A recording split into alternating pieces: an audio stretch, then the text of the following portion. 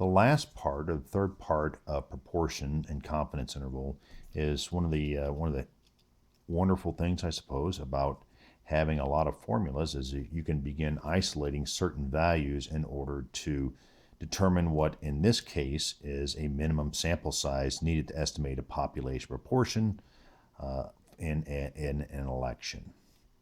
So what we're going to do here is we're going to use these two primary formulas up here, and we know that the margin of error, I'm going to combine these two formulas together, the margin of error is equal to z asterisk, or z sub alpha over 2, times the square root of p hat times q hat over n. So in this situation, what I have to do is I have to isolate the value of n because that determines your sample size.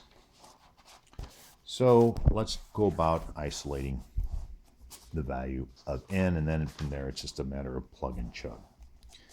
And so we now know that if we the margin of error is equal to z asterisk times the square root of p times q over n. And we now know that, if you start rearranging these algebraically, some people might do this very different, but I'm just going to do it the way I'm used to doing it, I suppose, is me over z asterisk is equal to the square root of p times q over n. So now what I have to do is I have to square each side. And now I have me over z squared is equal to p times q over n. And to isolate n, all we do is we say n is equal to p times q over the square of me over z, and then you have to square that. So that's the way you would manipulate that formula. In this situation, as you might have noticed in your book, when in doubt, and there's no proportion given, we're going to use a proportion or a probability of 0.5.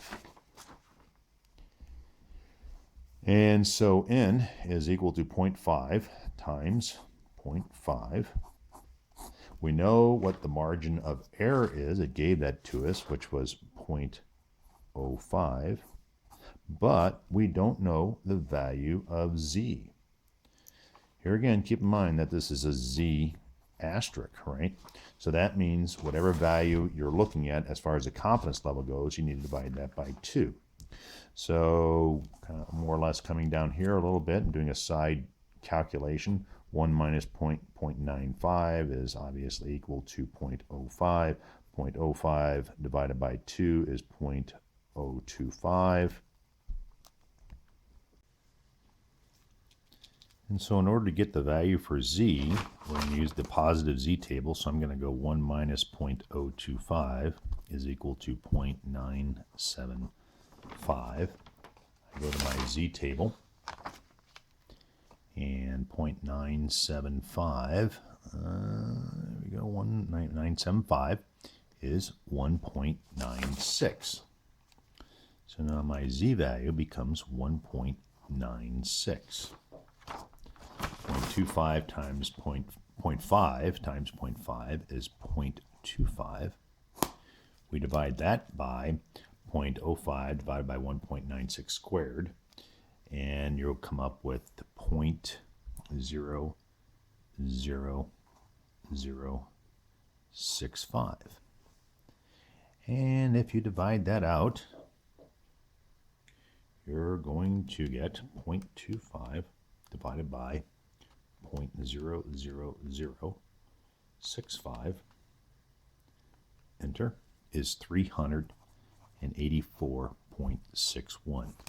Now, this brings up the question of, if you get this sort of discussion here on the multiple choice, the reason to be 385 is because you can't sample a sixth of a person. So 385 would be the sample size that you would use in order to determine the percentage of voters of a state would vote for an incumbent governor.